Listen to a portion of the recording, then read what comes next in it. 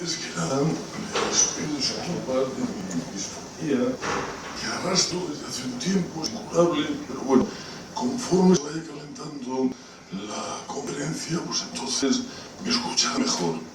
Pero bueno, esto es irremediable, me han dicho los que saben. Excelentísimas, ilustrísimas autoridades, gracias por su presencia esta tarde aquí, que no obedece más que a la amistad y a la generosidad de la presidenta de la Real Academia Nacional de Medicina de Murcia, de Medicina de Murcia, que, bueno, pues nos une una amistad pues todavía incipiente y desde luego que es una de las incorporaciones a la Real Academia Nacional de Medicina de España hace un tiempo, cosa de la que allí nos sentimos muy orgullosos. Bueno, una vez que ha pasado este rato, que es el peor que puede sentir nadie, y es el de las presentaciones, porque uno nunca se reconoce, porque suelen ser además siempre pues fruto del cariño y de la amistad, no tiene nada que ver con la realidad, pues quisiera hablarles del tema que se me ha encargado, que es de la medicina en tiempos de Alfonso X el Sabio, y yo en esta época pues tan dura, tan extraña, me refiero de la reinterpretación histórica, donde parece que haya que cuestionar cosas que hasta hace poco, después de muchos estudios, eran incuestionables. Saldremos, por lo menos en lo que respecta a la medicina, como después lo harán en la de jurisprudencia próximamente, porque tiene además una importancia capital en los tiempos de Alfonso X, por algo que veremos a continuación. Digo, saldremos con esa sensación de qué bien se han hecho las cosas en este país y ya hace muchos siglos, ¿no? La verdad que cuando tiene uno las partidas en sus manos, además hay ediciones a las que se puede llegar desde internet, desde casa, tranquilamente, y se lee el espíritu, el propósito de buen gobierno, de la convivencia entre españoles, de cómo eso los españoles del momento, de cómo eso se puede proyectar para hacer una nación mucho más habitable, pero mucho más sensata, más culta en aquel momento. Yo creo que a partir de ahí no hay que arrepentirse de nada, sino sentirse muy orgulloso. Hombre, sentirse orgulloso de la patria de uno, empezando por don Santiago Ramón y Cajal, pues yo creo que aparte de un compromiso, es que me parece que es una realidad. Centrándonos en lo que vamos, yo les leeré la conferencia. Medicina física se denomina de la misma manera como bien saben ustedes, y ya en la partida segunda, en el título 9, dice física, o sea, medicina, según mostraron los sabios antiguos, tanto quiere decir como sabiduría para conocer las cosas según naturaleza, cuáles son en sí y qué obra hacen cada una de las cosas. Y por ende, lo que está bien pueden hacer muchos bienes y toller, que es quitar muchos males, y señaladamente guardando la vida y la salud a los hombres, desviando de ellos las enfermedades porque sufren grandes lacerías y vienen a muerte. Bueno, esto podría ser lo que se llama una definición de mínimos que pues tendríamos toda la tarde para hablar solamente de esta definición. O sea, medicina no es solamente curar y atender, sino es aspirar también a una vida plena, física, de la cual puede derivarse posteriormente pues una vida plena también intelectual, espiritual, etc. Y para ello poner los medios que tiene que poner. La verdad que muchos de los antiguos, también en tiempos recientes, muchos antiguos hay que entenderles en lo que dicen, en lo que dejan entrever. O sea, entre líneas muchas veces hay más escrito de lo que nosotros hemos podido percibir en un momento. Y esto pues es una llamada que siempre hago a mis alumnos, ¿no? No se aprendan las cosas de memoria, interpretenlas, piénsenlas, verán cómo quiere decir algo más, no les dé vergüenza. Puede estar errado, recurran al profesor, pero seguramente que lo que acaban de leer pueden encontrar un pensamiento magnífico desde hace mucho tiempo. Bueno, y también es una manera de esa edad concreta estimular su aprendizaje, su intelectualidad, en la que han entrado pues, de una forma irreparable, entre comillas, hasta su tiempo. Bueno, pues ha sido el 23 de noviembre pasado cuando se cumplió, por acotarlo temporalmente, el 8º centenario del nacimiento de Alfonso X. Murió el 4 de abril de 1800, 1284 y discurre su vida en el periodo central del siglo XIII. Fue rey de Castilla y de León desde 1252 y hasta su muerte, y antes de subir al trono había logrado la incorporación del reino taifa de Murcia en 1243. Su vida y su obra han sido comentadas previamente, y el aspecto tan importante como es el peso jurídico de su obra, pues lo va a decir alguien a cuyo lado pues yo soy menos que un analfabeto el próximo día, ¿no? Sin embargo, dentro podemos encontrar con palabras escritas directamente lo que se refiere a la física y a la medicina en esta época alfonsina, pero también otras cosas que derivan. O sea, esto se dice en una nomenclatura actual y es una visión, a mí no me gusta mucho, como todas las modas, ¿no? Uno ya es, no sé si clásico viejo o las dos cosas, ¿no? Pero eso de que tiene una visión transversal, no, porque no hay propósito tampoco, pero cuando uno lo lee y lo pasa, se da cuenta de que lo que llamamos medicina tiene una presencia en la vida humana realmente de gran calado, y a veces en materias las que luego nos hemos apropiado para gobernarlas y que sin embargo al principio, cuando se plantea si no era el propósito. Bueno, sobre esto lo iremos concretando, ¿no?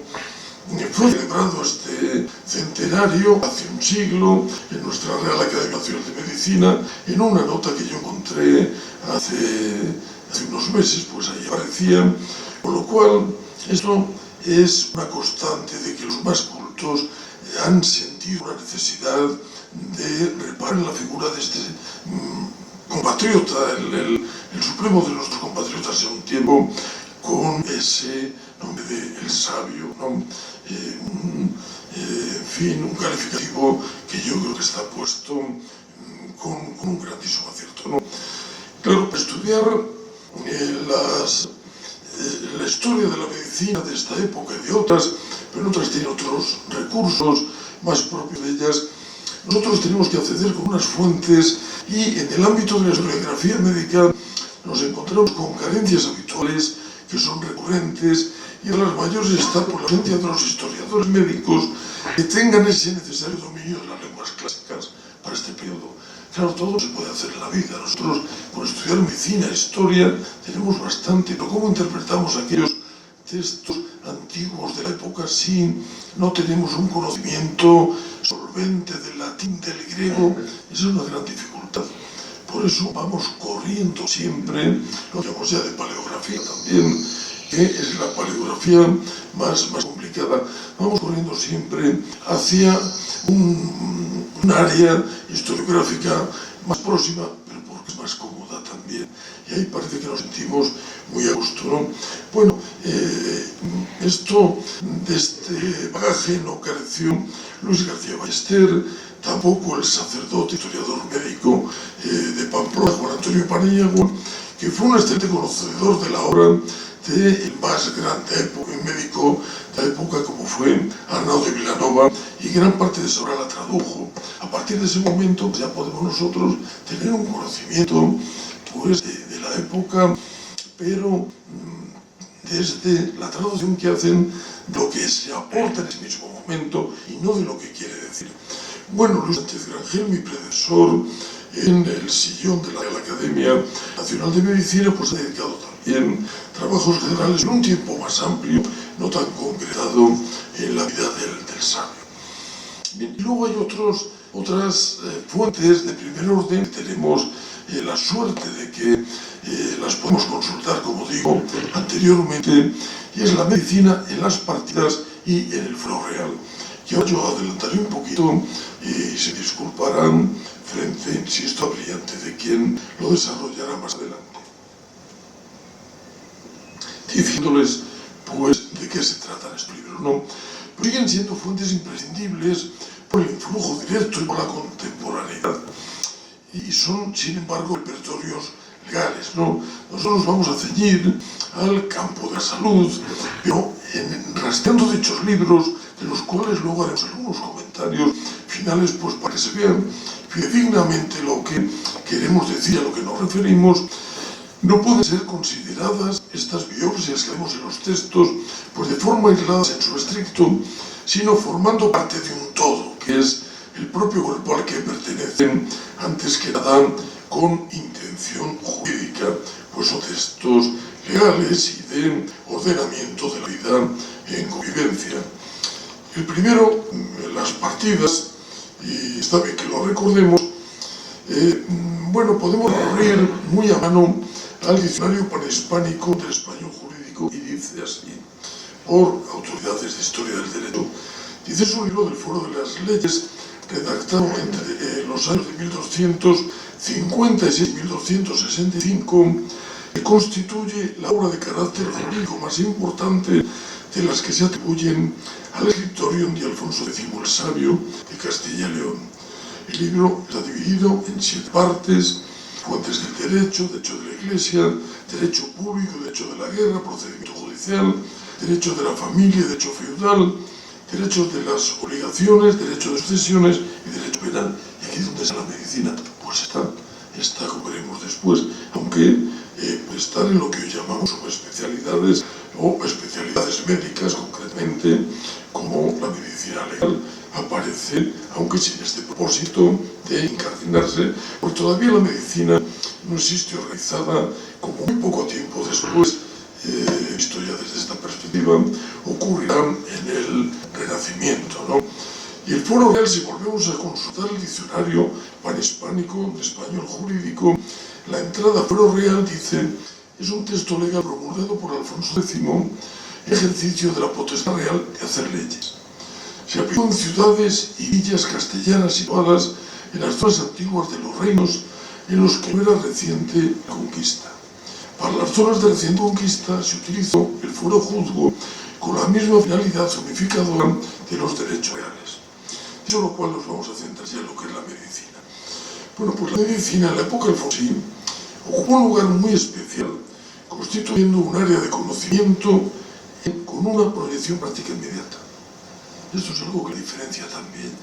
Ya se despega de esa concepción filosófica que también ha sido inherente, inseparable de la medicina clásica de los maestros griegos, de quienes derivamos como raíz de la medicina técnica y científica ya hasta la actualidad, pero la proyección práctica inmediata.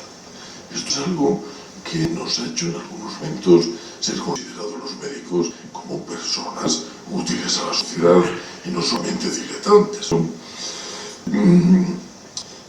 Fue quizá la primera actividad científica en alcanzar autonomía doctrinal y social y la más importante en la recluta de personas sanadores dedicadas a ella. Bien, en la época que nos ocupa, principalmente entre mediados del 13 y del 14, pues tuvo lugar la incorporación del mundo científico griego y árabe, surgiendo el planteamiento de que valía la pena invertir dineros en algo aparente tan alejado de la solución de los problemas cotidianos como era el estudio y el conocimiento racional de las causas de la salud y de la enfermedad. Conocimiento racional, alejarnos por el retraso que ha habido durante gran parte de la Edad Media, aunque en la actualidad está en revisión, de que la medicina se mantenía pese a la obra de Hipócrates y de Galeno, principalmente, también de los árabes, representados en la figura médica de Avicena y en la quirúrgica de Vulcasis en nuestro territorio, pues que aquello se reducía poco menos que a una medicina de concepción mágica religiosa con algún apartado técnico de pequeñas intervenciones que serían discretas habilidades manuales. No, ni mucho menos. Da solución a problemas cotidianos, ¿no? Porque llega a través del conocimiento racional de las causas de la salud y de la enfermedad. Pero para ello, esta reflexión en un ámbito europeo, que esto también habla muy bien de nuestro país, fueron necesarias las actividades de las llamadas las escuelas de traductores de Toledo, es la más famosa, a la que vinieron desde Europa, incluso para estudiar este fenómeno, y también en el Levante, en Valencia han sido principalmente estudiadas, ¿no? Bueno, pues a través de estas fuentes del conocimiento acabarán posteriormente consolidándose y llegando, sobre todo en el Renacimiento, a ser ya el arranque definitivo de lo que hemos llegado en la actualidad. Claro, en este momento la medicina tenemos que entender también, porque es de nuestro ámbito actual, como la que se ocupa del cuidado del cuerpo.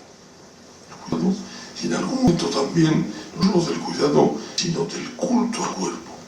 Eso también es importante, porque uno riendo el culto a su propio cuerpo alcanza, aunque sin pretenderlo de primera intención, la salud. Esto sigue ocurriendo en nuestros días mediante algunas otras prácticas, ¿no? Hay regímenes dietéticos en nuestros días. Esto no quiero que se interprete como una bondad, que buscando una buena presencia física se llega a través de ello a disfrutar de una buena salud, aunque la primera intención, como digo, no haya sido aquella. Esta perspectiva, bajo el sol de Galeno, pues se acaba imponiendo con la aparición de nuevos escritos que acaban por considerar la salud como un bien que habría de mantenerse, si fuera perdido, recuperarse. O sea, no tirar la toalla, y haciendo los esfuerzos intelectuales cada vez mayores por comprender la realidad del cuerpo humano en salud, pero también en enfermedad. La conservación del cuerpo en salud, pero también la integridad, es un objetivo importante para quien ha de cuidarlo. Más allá de que también debe hacerlos cada cual, siendo todos los miembros corporales necesarios, aunque no todos no son por igual.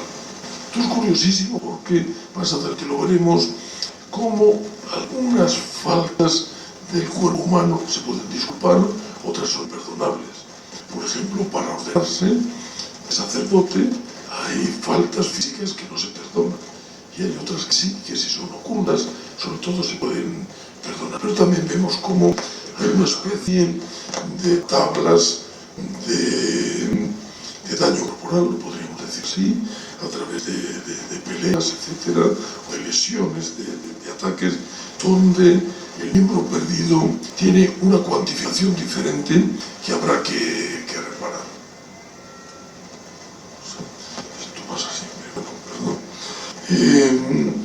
Y también nos encontramos con que hay pérdidas ostensibles, pero no ya de lo visible y de lo evidente, sino también de facultades mentales, que son las que se reconocen como las pérdidas del juicio, de tal manera que alcanzan consideración al punto de que esto es muy importante en las partidas, como decimos.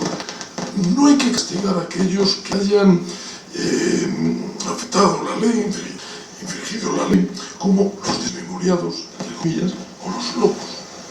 Se tiene en consideración, y aquí pues prima también la benevolencia, sobre todo del inspirador de este corpus, que es el rey, y también los desapoderados de su seso.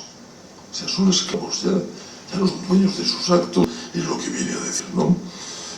Bueno, pues si cometen faltas que serían punibles para los demás, para ellos no han de ser punibles. Bueno, esta es una reflexión de cosas que nosotros creemos como de psiquiatría forense de nuestros días, o algo parecido que va. Esto ya lo vemos aquí. Conviene hablar en este ambiente así, pues, de dos, escrito con dos brochazos, de quienes fueron los profesionales de la salud, porque no más de uno.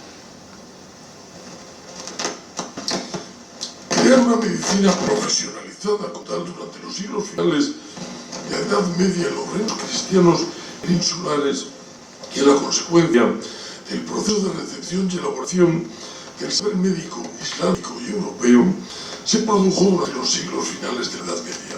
Ahora bien, ¿dónde se han formado aquellos profesionales para poder ejercer como tales?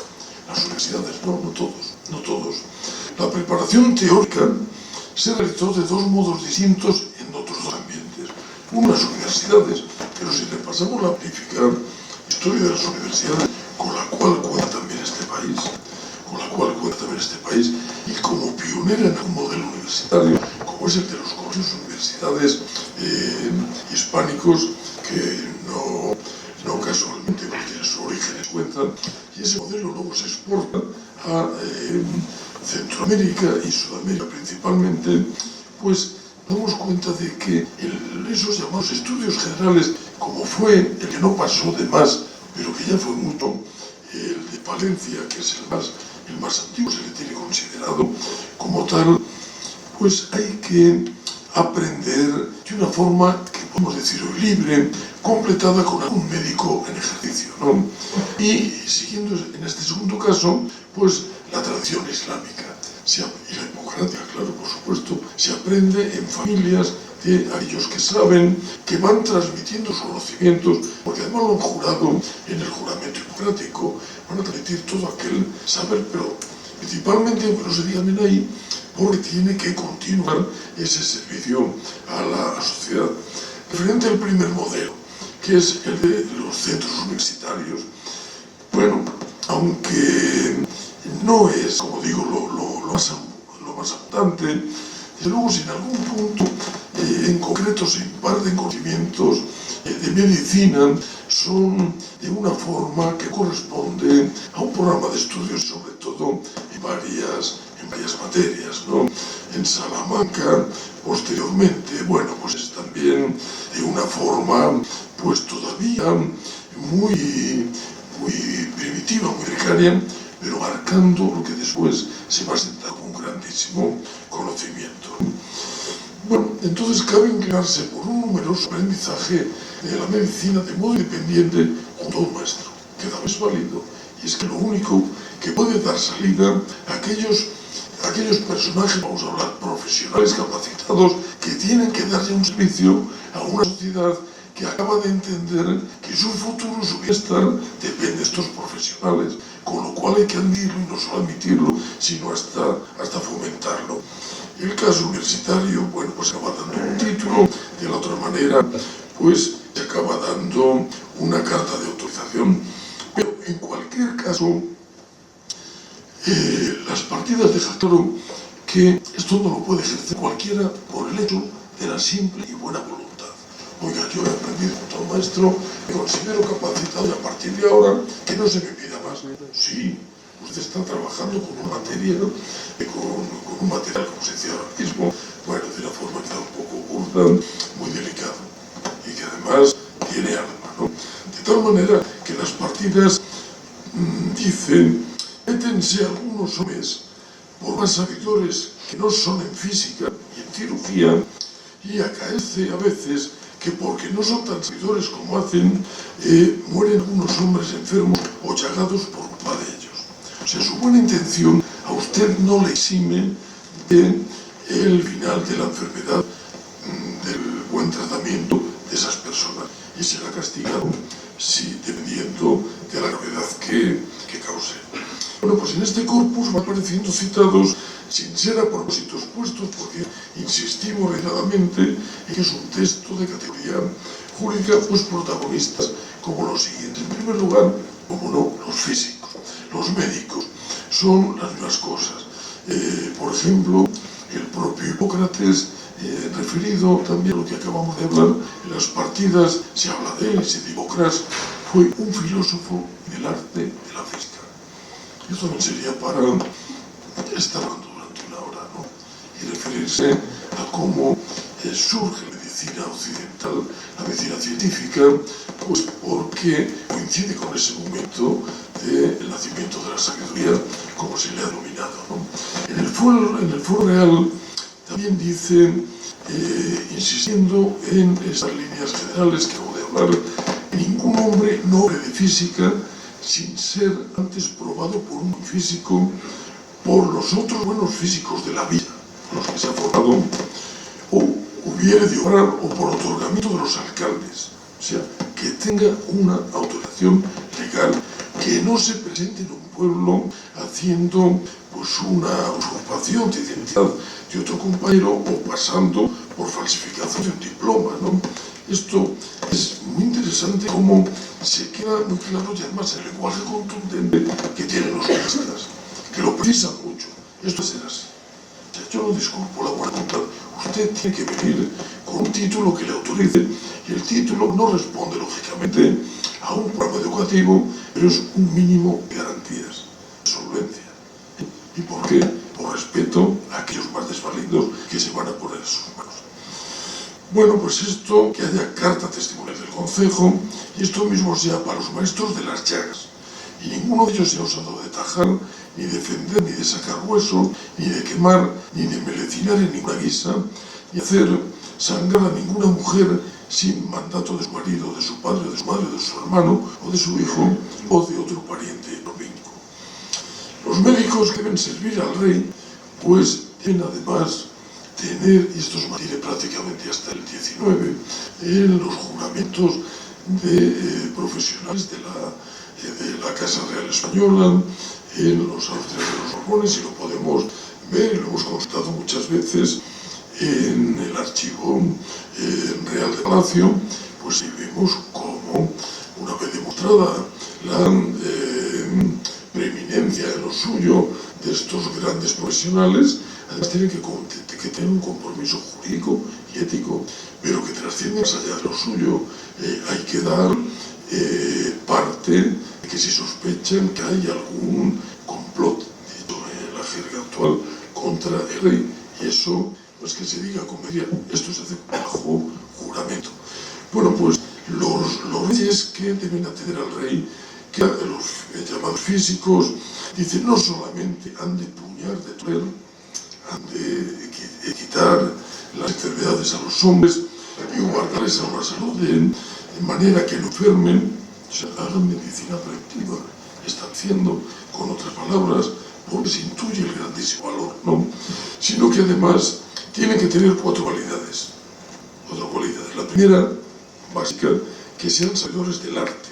La segunda, que estén bien probados en ella, o sea, que sean expertos. La tercera, que sean apercibidos en los hechos que acaecen. Hay unas enfermedades que son más frecuentes, son estas, pueden ser de esta manera. Y la cuarta, que sean leales y verdaderos. Es esto que se inicia esta tradición que estamos diciendo. Y de cuya ausencia se derivan otras tantas consecuencias. No, o sea, no lo dice caprichosamente y porque se le ocurra. Dice, si no fueran sabedores del arte, no sabrán conocer las enfermedades. Si no fueran probados en ella, no podrán dar cierto consejo, que es cosa de que viene gran daño. Si no fueran apercibidos, no pueden bien acorrer a los grandes peligros cuando surjan. Y si no fuesen leales, no podrían hacer mayores acciones que otros hombres, porque las harían encubiertamente. Fíjense. Qué planteamiento tan serios. Los curadores y los primitivistas en esta doble misión son referidos a los físicos de los reyes, pero por extensión lo podemos llevar a todos, ¿no? Y además de audición laica, y como tales son tenidos en las partidas, pero además hay cirujanos.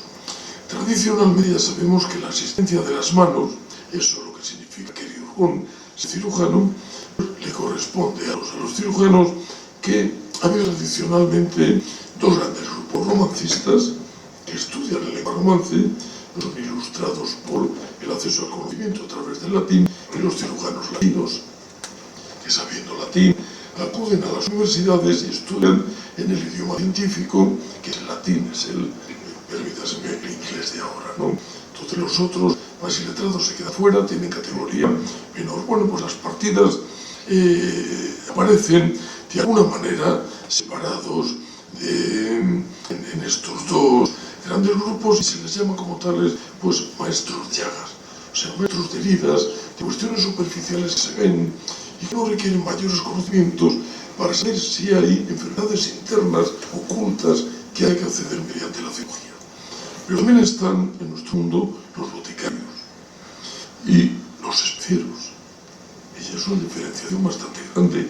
El boticario aparece en las partidas como una persona a la que se le supone en su oficina ordenando y despachando por sí mismo los preparados, que generalmente son de origen vegetal y mineral, los prepara la oficina, y bajo el criterio, en caso de alguna importancia, porque dice, ordenamos a los boticarios que dan a los hombres a comer o a beber escamonia, otra medicina fuerte, sin mandamiento de los físicos.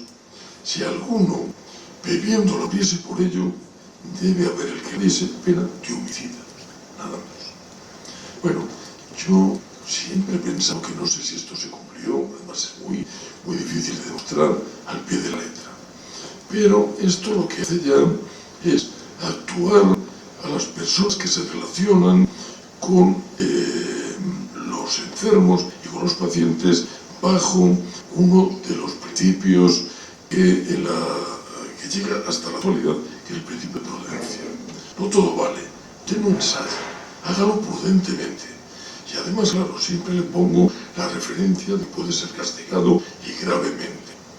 Y usted cada vez tiene que ir sabiendo más, porque es depositario del saber de todas las personas que se esforzaron en siglos anteriores. Y también aparece el especiero solamente como el que vende o muestra hierbas. Solo las vende, no interviene en las preparaciones ni en componerlas, y por tanto él, recibe un dinero por su trabajo, pues que es algo mucho más concreto, más reducido, pero también su responsabilidad es menor y su descanso también es mayor, ¿no? Y también están los alfajenes, que son barberos todavía por debajo de los cirujanos menores. Y son aquellos barberos que por su habilidad manual pues tienen, se supone, estar trabajando pues en un territorio pues tan comprometido, pues como es el que ya vemos. Pueden también, con alguna mínima formación, realizar sangrías, el corte de algunas venas para que salga la sangre. Con ello se evacúan los humores que, dependiendo de cuál esté en exceso, pues al evacuarse, pues el paciente recupera la salud. Pasan los años, ha llegado hasta el siglo XIX, y la única constancia que ha habido es que el paciente se amizaba, ¿no?, por repetidas sangrías. Pero esto tiene una larguísima tradición, quizá muy trabajada y representada en Galeno, y llega hasta nuestros días. Los reyes son sagrados del siglo XIX. Estamos hablando de una medicina medieval que desde luego parece, como una cosa ocurrente, como para hacer alguna serie o escribir algún libro de divulgación, así a la ligera, pero no. Luego en algunas materias nos hemos dormido durante siglos. Bueno, pues fueron las únicas personas que se dedicaron al cuidado de los cuerpos y prevención de las enfermedades, ¿no? Pues también hubo otras, como fueron las parteras. Y luego estuvieron también los ensalmadores, o saludadores, que eran aquellos que se veían en relación en otro ámbito de creencias, pues con enfermos que yo creo más bien desesperados, para invocación espiritual, de petición de socorro de seres superiores, en nuestro caso la cristiandad, pues para aquello que no ha conseguido las manos humanas o el genio humano, que se consiga desde la estancia superior, como es desde las alturas, ¿no? Bien, pues todos ellos, casi todos ellos, hasta la fecha, estamos hablando de una forma muy personal, son anónimos. No queda testimonio de ellos. La invención de la imprenta es muy posterior. Lo que está en manuscritos, pues milagrosamente algunos capitales para la evolución de la cultura occidental y de otras culturas que conocemos menos, han subsistido. Por eso nos hemos podido desarrollar, pero mucho se ha perdido. Y mucho se corrompió desde las fuentes originales. ¿Cómo quedó testimonio de si siquiera de algunos de ellos? Bueno, sí, los conocemos. Por ejemplo, tenemos el caso de Judá ben Moses Hakonen, que asistió en su infancia al propio Alfonso X y fue también traductor de obras árabes al castellano, junto con Abraham Alfaquín o Abraham de Toledo, porque la preparación científica y el conocimiento de la lengua árabe de muchos de ellos les capacitó también para la realización de estas traducciones tan importantes. Entre todos los de esta etapa, de la época de la etapa alfonsín, destaca sobremanera, pero daría pues poco menos que para un ciclo, ¿no?, la figura de Arnaldo de Vilanova, que vivió en los años 1940 a 1311 y es considerado como el más importante de los médicos del mundo latino medieval. Bueno, este es un panorama genérico, muy amplio. Yo les voy a contar alguna cosa, con el permiso de la presidenta, porque esto sí que nos da una idea de que si la ha habido recientemente la idea de que la medicina en la época de Alfonso X el Sabio es una cuestión un poco menos que anecdótica, yo creo que eso conviene abandonarlo. Si no lo ha habido, me retrato, pero lo intuyo, y bueno, perdón, lo intuyo, lo digo por algo, ¿no? Bueno, se pasan de puntillas, no se entra al análisis de los textos y se cree, bueno, pues esto es la tradición heredada y poco más avanzado. No, los corpus legislativos que acabamos de ver y los que ahora vamos a hacer, como digo, algunas biopsias, pues veremos cómo la medicina tiene un lugar importante a través de sus protagonistas y en beneficio de la sociedad. Yo creo que es el camino, el carril por el que hay que discurrir. Por ejemplo, la partida primera, voy a decirles pocas, pero es más interesante lo que se dice aquí, porque esto se dice en el texto. Todo lo anterior lo ha dicho yo, que no tiene ningún valor, pero lo que se dice en este texto legislativo sí que lo tiene. Y entonces se habla de que los prelados deben ser mensurados en comer sin beber. No sé, esto podemos interpretarlo como que lo contrario, por dar igual imagen, sí, pero no solo, ¿no? Derecho es, y solamente extracto algunas cosas, no toda la ley, derecho es que el que ha de dar consejo a muchos siempre haya su seso sano y cumplido. O sea, y lo va a comer si se dedica a beber mucho. Por dice más adelante, naturalmente del mucho comer nacen muy grandes enfermedades de que mueren los hombres antes de su tiempo o fincan con alguna lesión. Importantísimo. O sea, de una dieta excesiva, que yo no digo lo que sea, pero del abuso de la dieta excesiva los hombres mueren. Y esto no es de vecindad, sino que se ha observado, se va notando, se van tomando nota de ello. Forma de hombres cumplida cuando tiene todos sus miembros enteros y sanos que hemos comentado antes, y no se puede llamar hombre cumplido cuando en facción y por ende no tuvo por bien la Santa Iglesia que a estos tales diesen órdenes sagradas. Entonces, bueno, pues aquí hablan de esta categoría que les decía al principio, si tiene algún miembro, si tiene menos algún miembro de los menores, como un diente o algún dedo del pie, pues no embarga para ser ordenado. Mientras y cuando hubiere menos alguna partida del dedo de la mano, aunque luego también dice que depende de quien lo hubiese hecho, si hubiese sido por curación, no pasaría nada, como tampoco pasaría los que tuviesen 6 dedos en una mano. En fin, en otras partes, pues le dan, no se les ve como hombres perfectos para que luego puedan ser los intérpretes o los transmisores